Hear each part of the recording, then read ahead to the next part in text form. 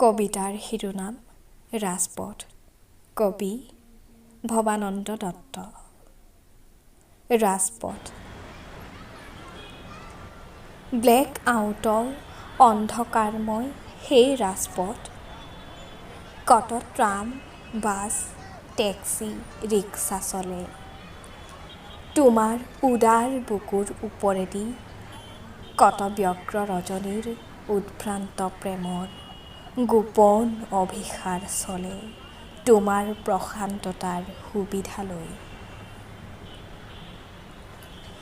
কত office ফেৰত hotel বাকী কেৰাণী আদিৰ শ্ৰান্তি গুচোৱা ৰূপ বজাৰৰ আমোদখিনিৰ সুবিধা দিয়া।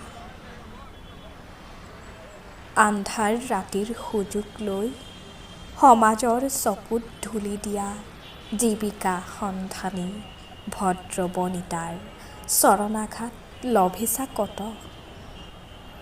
বিচিত্ৰ তোমাৰ লীলা, দুকাষে তোমাৰ দালানৰ শাৰী। পাঁচতলাৰ ওপৰত শুনা যায় ৰেডিঅ'ৰ গান, অৰ্গেনত ৰবীন্দ্ৰ সংগীত। ডবল তলিচা পৰা মেহগনি পালেঙত বিৰহ কাতৰা কলেজ গাৰ্লৰ অলসায়িত দেহা।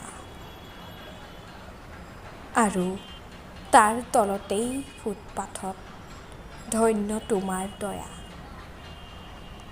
শূন্য ভিক্ষা পাত্ৰলৈ শুই পৰা মৃতপ্ৰায় কংকালৰ শাৰী।